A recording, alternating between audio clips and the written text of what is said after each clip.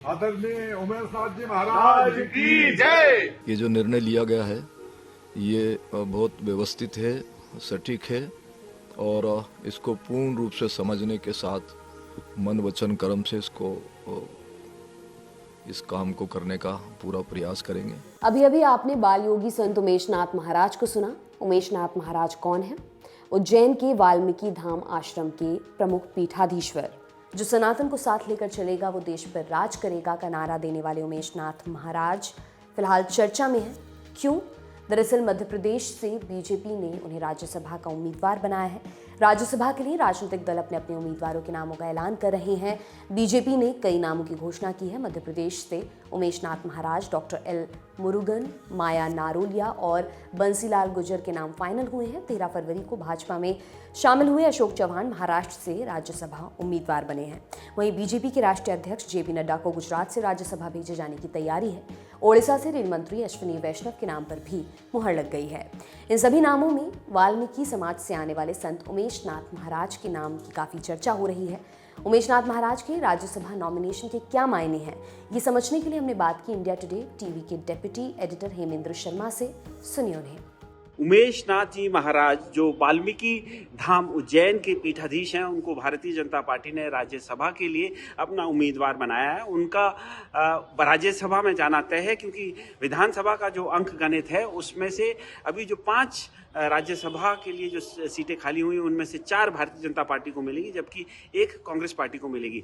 उमेश नाथ महाराज जो है वाल्मीकि समाज से आते हैं। रतलाम में इनका जन्म हुआ था और उसके बाद ये उज्जैन में जो है वाल्मीकि धाम इन्होंने बनाया है और वहाँ के ये पीठाधीश हैं।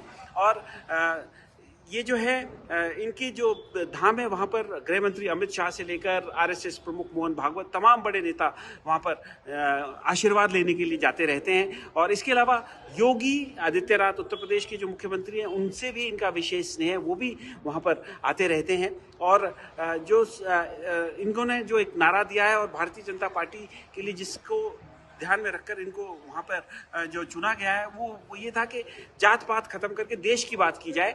और यही मकसद है भारतीय जनता पार्टी का इनको राज्यसभा में ले जाने का। हालांकि इनको पता चला कि उनको राज्यसभा के लिए नॉमिनेट किया गया है या उम्मीदवार बनाया गया है, तो इनका कहना था कि उन्हें कुछ मालूम ही नहीं है, राज्यसभा कैसे चलती है उसके बारे में कुछ मालूम नहीं है। लेकिन सारे समाज के लिए, सर्व समाज के हित के लिए वो काम करेंगे।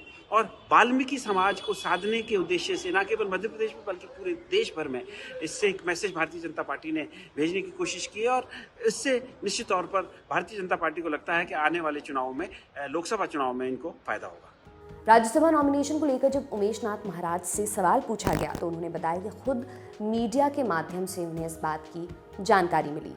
और अवंतिका के प्रत्येक नागरिक जो यहाँ निवास करते हैं उन सब का ये सौभाग्य है कि अवंतिका से मैं समझता हूँ कि अवंतिका के इतिहास में शायद पहली बार किसी संत को वहाँ पर पहुँचाया गया है।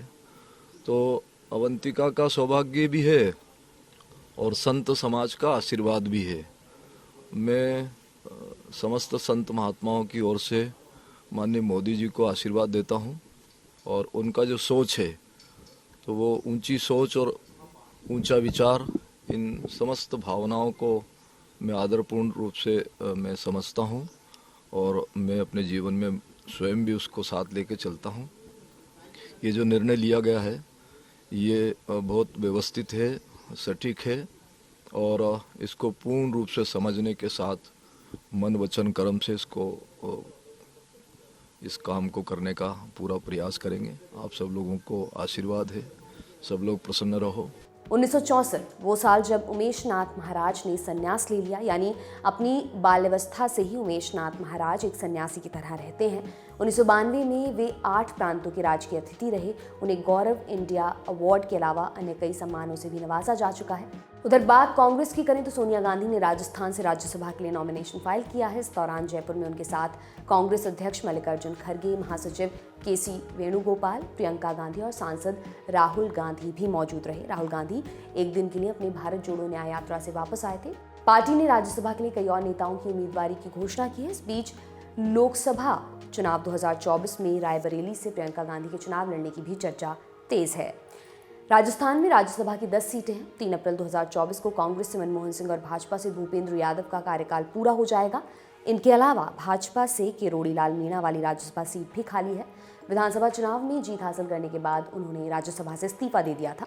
इन तीनों सीट पर चुनाव होने हैं। संख्या बल के आधार पर सोनिया गांधी की जीत लगभग तय है। सोनिया गांधी ने रायबरेली की जनता के नाम एक पत्र लिखा। इसमें उन्होंने कहा, अब स्वास्थ्य और बढ़ती उम्र के चलते मैं अगला लोकसभा चुनाव नहीं लड़ूंगी। इस फैसले के कारण मुझे सीधे तौर पर आपकी सेवा का अवसर नहीं मिलेगा, लेकिन ये तय है कि मेरा मन प्राण हमेशा आपके पास रहेगा। आपको बता दें कि कांग्रेस ने सोनिया गांधी के अलावा 3 और नामों की घोषणा की है। बिहार से अखिलेश प्रसाद, हिमाचल से अभिषेक मनु सिंघवी और महाराष्ट्र से चंद्रकांत खंडोरे के नाम की घोषणा हुई है। इन सबके इतर ये जानना भी जरूरी है कि 15 राज्यों की 56 सीटों के लिए राज्यसभा चुनाव 27 फरवरी को होंगे। इन चुनावों के लिए नामांकन 15 फरवरी तक दाखिल किए जा सकते हैं। 16 फरवरी को दस्तावेजों की जांच होगी। 20 फरवरी तक नाम वापस लिए जाएंगे और मतदान होगा 27 फरवरी को सुबह 9 बजे से शाम 4 बजे तक। 27 फरवरी को ही नतीजे भी घोषित कर दिए जाएंगे। बाकी आपका इस खबर पर क्या कहना है, हमें कमेंट बॉक्स में जरूर बताएं। मेरा नाम दिव्यांशी सुमराव है। देखते रहिए दी ललन टॉप। बहुत बहुत शुक्रिया।